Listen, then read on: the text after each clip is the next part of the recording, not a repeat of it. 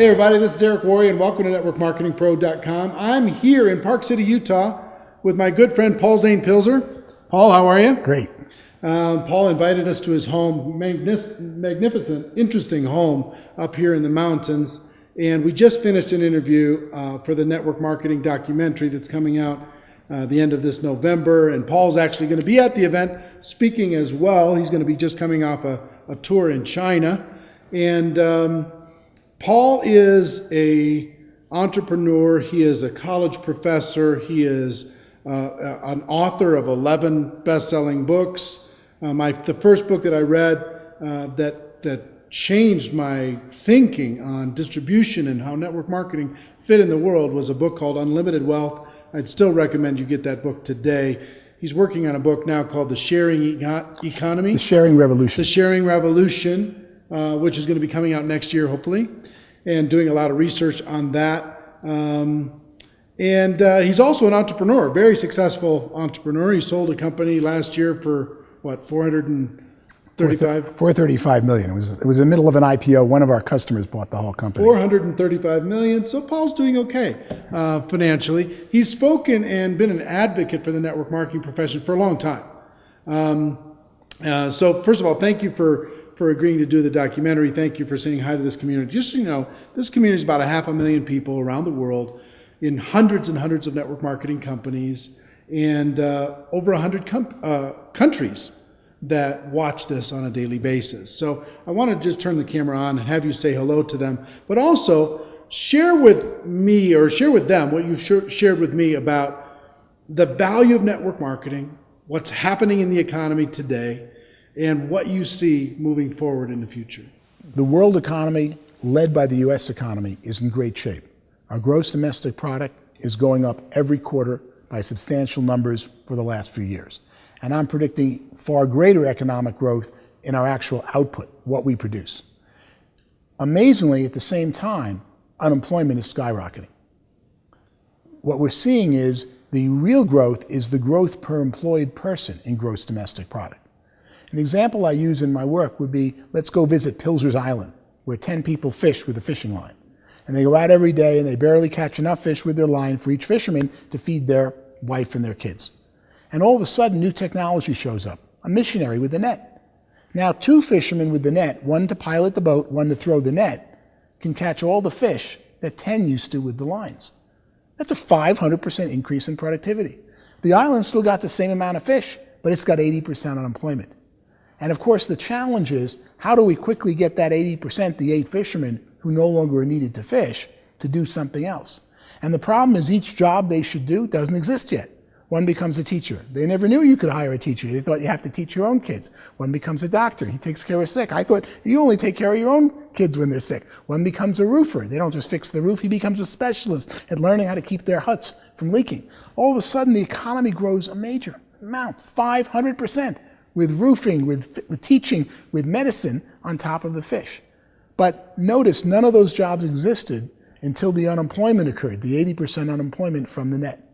And that's where we are in the world today. Let me ask you a question on the unemployment. You say unemployment skyrocketing, but the reports, if you look on the news, they say unemployment's going down. Well, that's because we changed the definition a few years ago of unemployment.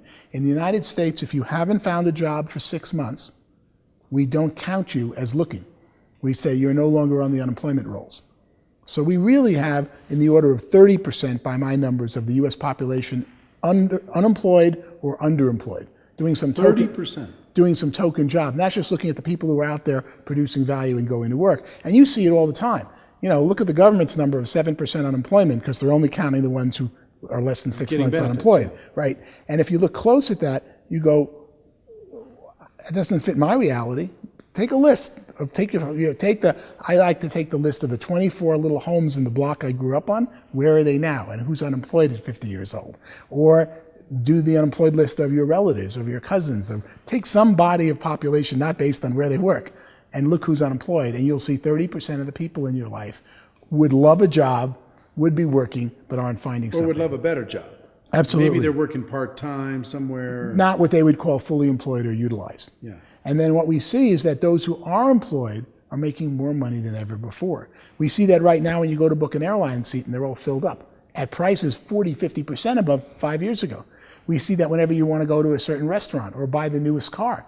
They're all producing them, but you have to wait for it. So those who are doing well are doing better and better than ever before, and they're about 50, 60% of our economy. The challenge and crisis is, what are we going to do worldwide with the people who are laid off because we no longer need vinyl records or digital CDs or CD-ROMs or all these new things as technology keeps changing, and we find better ways to do things more efficiently. Or Uber's so much better way of getting somewhere in a town than using a taxi, but someone's got to go retrain the taxi driver how to own his own car, take it clean, and become an Uber entrepreneur. Or Airbnb is a certainly much, much better way to go stay in a city than some horrible hotel room where you got to wait in line and check in, and you don't know who you're asking, and everyone's trying to sell you something at every time, and a cup of coffee is $8, than staying with some friend of yours. In fact, one of my employees just recently, I asked who uses Airbnb. Girl raised her hand. I said, how do you use it? She said, I rent out the couch in my studio apartment. And I looked at this young girl and I said, you feel safe renting out a one-room apartment studio? And you feel safe renting the couch? Yes, I only rent it to graduates of Oberlin College. I go, why Oberlin? Well, they like music. It's a great music school. And I went there. And when they tell me who they are, I check out on the web. I sign in as an Oberlin alum, and I see that they're really who they are. And then we usually have a lot in common because they're often from the same class. What a great world. Have a fascinating guest this weekend, and she pays for 110% of her rent by renting 10 days in a ski town, the couch in her studio apartment, to someone who went to college that she may or may not have known before. We see so many improvements in the world due to technology happening fast. But the scary thing is, what are we going to do with the unemployed? And that, of course, brings me to why I love network marketing so much. And love is really the right adjective here. Because only network marketing goes out there and says your employment past doesn't determine your economic future. Only network marketing says, you convince me you really want this, I'll take the chance and hire you. But I wouldn't hire you as an employee coming up with the money and the forms and having to pay you whether you produce or not. I'm going to hire you, but you're only going to make money if you listen to me and we train you together and we work and can succeed. So only network marketing has the opportunity to offer opportunity to so many people who have fallen off track. And that is unemployment, particularly the unemployment caused by structural unemployment, that's changes in technology, is the greatest crisis facing the United States and the developed world today, because eventually when you hit 60, 70% unemployed, you're in big trouble. Saudi Arabia has 90% unemployment because they pay people for not working and they import all their labor, and they become the hotbed for spawning so many bad activities and bad formats. We're right behind them unless we find ways to retrain people who are displaced by technology, and network marketing leads the way in making that happen. So tell me what you think about the future of network marketing. As we retrain these people, new skills, entrepreneurial skills, we teach people how to be entrepreneurs, take charge of their life, run their own life, get away from that job if they want to, have that extra income, build a career. What do you see as the future? Well, ultimately, the companies that succeed today in network marketing, while they think it's their product or something that's unique, what they're really succeeding at is intellectual distribution, distributing information about a product or service that will improve your life. Original network marketing was carrying goods, distributing when there wasn't UPS, there wasn't the post office, and you had to take them out of your trunk and lug product all over the place. Today, network marketing, virtually every network marketing company, is really about somebody teaching something else to someone, teaching a better method to someone, a better product, a better business way of doing business. And that is the strength of network marketing, and that's the bottleneck. As new technology comes up that would allow an Uber, an Airbnb, or so many things I'm studying in the sharing economy to exist, someone's got to teach the consumer how to use the new technology. And network marketing, while you think you're developing your wellness business, you're really developing your skill business at teaching other people new things. And that's going to be where the big money is. It already is in network marketing. That's going to be increasingly where there's more money in society, because companies want to train you or teach you to go train people about their product. Nobody does that as well as the network marketing industry. Yeah, I agree with you. And one thing I would tell you that I learned from your book, Unlimited Wealth, way back in my early days in network marketing, is you talked about something in the book called the technology gap. The difference between where technology was in its inside of a company and where it could be, where it could or individuals, the way in which you shave or drive to work, and the better way you don't know about yet. And what little things sometimes stick in my brain, and they change the way I think from then on. And from then on, I thought about everything that I did. Where was I on this skill, my personal skill on finding people to talk to about my business? Where was I, and where's the best? What's the best there is? What's the blue chip standard?